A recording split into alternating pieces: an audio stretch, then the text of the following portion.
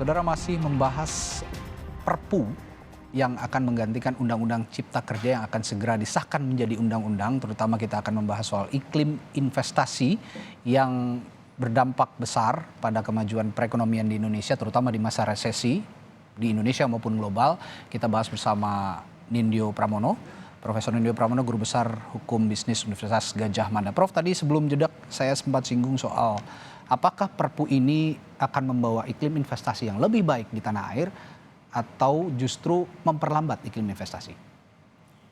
Ya, kalau berbasis data yang saya tahu saya peroleh, kita bisa melihat dari informasi dari data dari IMF ada, dari data dari World Bank ada, data dari Indonesian Economic Prospect ada. Ya. Menunjukkan bahwa hadirnya Undang-Undang Cipta Kerja memang memberikan iklim positif terhadap arus investasi khususnya foreign direct investment. Contoh konkret beberapa di manufaktur sudah mengalami peningkatan. Namun kalau diukur, kalau ditanyakan sudah cukup berhasil atau belum, tentu menurut saya nggak fair kalau baru berjalan 2 tahun lalu ngukurnya saat ini sudah berhasil atau belum. Tapi dampak positif dari itu kelihatan. Akan terasa berapa tahun ke depan? Ya, berapa tahun ke depan? Tentu, kira-kira berapa lama, Prof? Ya, tentu tujuan dari Undang-Undang Cipta Kerja itu antara lain meningkatkan ekosistem investasi. Itu antara lain. Pemangkasan tentang mekanisme perizinan sudah dilakukan. Dengan mekanisme awalnya dulu dengan mekanisme online single submission sebenarnya bertujuan untuk memangkas tentang jalur-jalur perizinan yang dulu dirasakan cukup berbelit-belit oleh para investor. Nah, kalau itu berjalan lancar, ya, itu ditaati juga oleh para pemangku kepentingan, para pemerintah, ya, wakil-wakil pemerintah atau aparat pemerintah yang mengatur atau menyelenggarakan pelayanan masyarakat di bidang perizinan, menurut saya itu akan menjadi dampak positif. Nah, kalau dampak positifnya ada, investor pasti akan datang. Baik.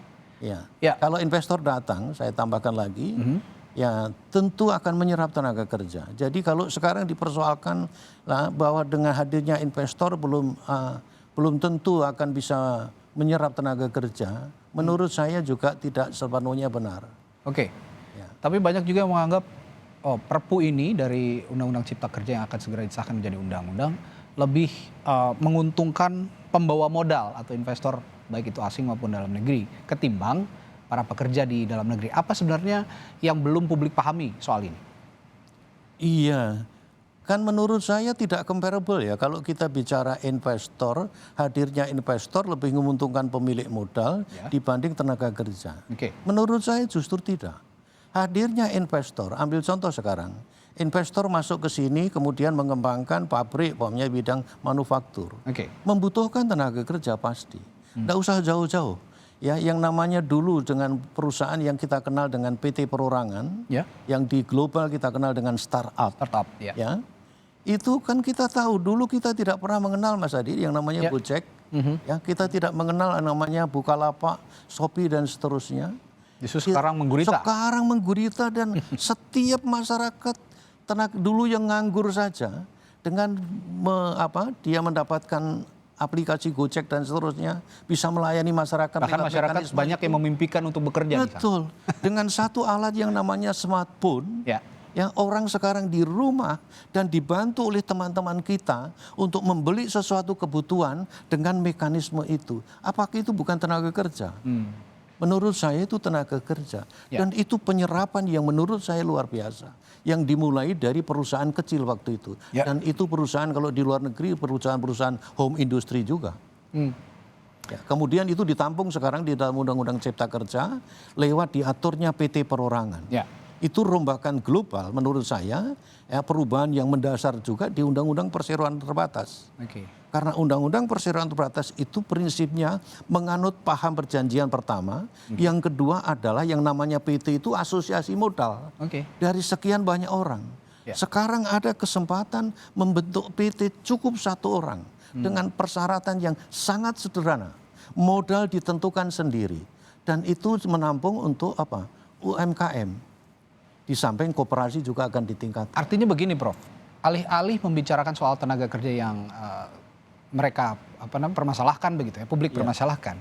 Artinya bukan hanya tenaga kerja, justru mereka bisa menjadi pengusaha-pengusaha baru. Bisa menjadi pengusaha lewat pengusaha perorangan.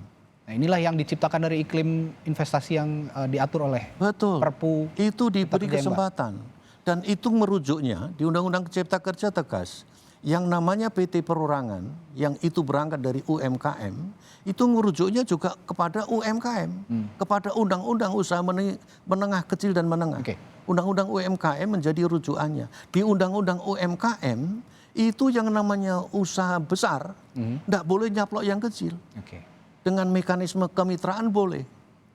Mekanisme kemitraan itu yang kecil dibina, dibimbing, dijadikan mitra supaya bisa berkembang. Jadi tujuannya sebenarnya sangat bagus. Publik juga mempertanyakan atau sebagian pihak, terutama yang mempermasalahkan tenaga kerja yang tadi kita singgung, itu mempermasalahkan soal tidak adanya reformasi struktural soal Undang-Undang Cipta Kerja. Menurut Prof benar atau tidak? Oh enggak. Reformasi struktural dalam rangka Undang-Undang Kerja bahkan juga di Perpu itu tegas dinyatakan justru harus dilakukan reformasi struktural. Konkretnya seperti apa, Prof? Biar publik juga lebih paham dengan bahasa yang konkretnya simple. Salah satu contoh ya. Salah satu contoh yang konkret saja yang bisa saya katakan dengan perizinan. Dengan perizinan itu sekarang coba bayangkan. Perizinan untuk mendirikan PT Perorangan, Mas. Itu sudah cukup dengan online. Dengan surat pernyataan dari calon pendiri, begitu memenuhi kriteria, dia mendaftarkan masuk kepada sistem, langsung menjadi PT dan berbadan hukum. Itu kan tidak seperti dulu harus datang ke instansi, harus menghadap, harus dengan persyaratan surat keterangan macam-macam. Sekarang itu semua dipangkas. Itulah contoh konkret daripada reformasi struktural. Tapi sependapat tidak, Prof, dengan anggapan bahwa iklim investasi kita sebenarnya masih lebih jauh tertinggal dibandingkan negara-negara di ASEAN? Justru itu. Memang begitu realitanya? Memang begitu. Ini kalau mau lihat data, fakta ya dari Bloomberg, fakta dari World Investment Report, kita bisa melihat. Memang mulai dari 2015 sampai 2019 saya punya data, memang peningkatan dari investasi kita ada. Tetapi peningkatan dari iklim investasi Indonesia itu tetap masih kalah dengan negara tetangga kita. Singapura, Malaysia, Thailand, maupun bahkan sekarang dengan Vietnam.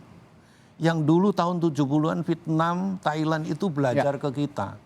Sekarang berbalik, bahkan kita belajar ke mereka. Aduh, janganlah. Menurut saya kita ini negara besar ya. Kenapa kita sekarang justru disibukkan dengan perdebatan-perdebatan yang menurut saya hanya berada di dalam soal kulit. Ya, di dalam permukaan. Prof, terakhir singkat saja. Tadi di informasi pengantar di Litbang Kompas 60% aspirasi masyarakat itu tidak terwakili oleh Undang-Undang Cipta Kerja. Nah, apa yang sebenarnya harus dijelaskan oleh pemerintah terkait hal ini agar masyarakat juga merasa bahwa Perpu Cipta Kerja ini membawa kebaikan untuk semuanya? Ya, mungkin kalau hasil Litbang mengatakan seperti itu, saya bisa memahami bahwa situasinya saat ini kan barangkali baru sekitar 2 tahun ya. Tahun 2020, Mas. Beri kesempatan lah ya. Tahun 2020 kemudian justru dilakukan judicial review. Begitu di judicial review, Mahkamah Konstitusi juga berpendapat dari sisi uji formil, pendekatan prosedur. Dari segi prosedur dinyatakan inkonstitusional bersyarat. Ya, artinya apa itu? Artinya bahwa Undang-Undang Cipta Kerja bertentangan dengan Undang-Undang Dasar 45 sepanjang tidak dimaknai dalam jangka waktu 2 tahun tidak dilakukan perubahan. Perubahan terhadap apa? Prosedur saja, substansi tidak dipersoalkan. Oleh karena itu pemerintah melakukan perbaikan. Dimulai dari perbaikan tentang undang-undang, pembentukan peraturan perundang-undangan. Dimasukkanlah metode omnibus law. Begitu dimasukkan omnibus law juga sudah di judicial review terus. Keluar Undang-Undang nomor 13 tahun 2022 juga dilakukan judicial review. Jadi kalau pemerintah sekarang mau sosialisasi untuk kepentingan dari Undang-Undang Cipta Kerja itu berpihak kepada usaha kecil, menengah, dan koperasi supaya terangkat derajatnya, tetapi terganggu dengan pendekatan-pendekatan formalistik, prosedural. Jadi jangan apatis dulu lah ya. Nah, menurut saya kasih kesempatan dulu. Saya tahu saat ini Satgas Undang-Undang Cipta Kerja itu tiap hari turun ke masyarakat. Termasuk Prof juga ya untuk di dalamnya ya. saya juga diberi tugas untuk itu, antara lain juga pada siang hari ini, ya bahwa kasih kesempatan dulu.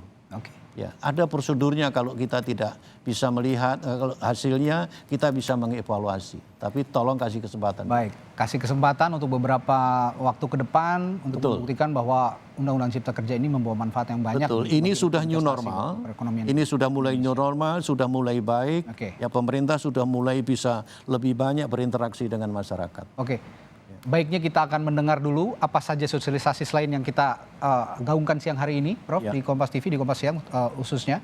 Akan ada sosialisasi yang lebih masif lainnya soal Perpu Cipta Kerja ini.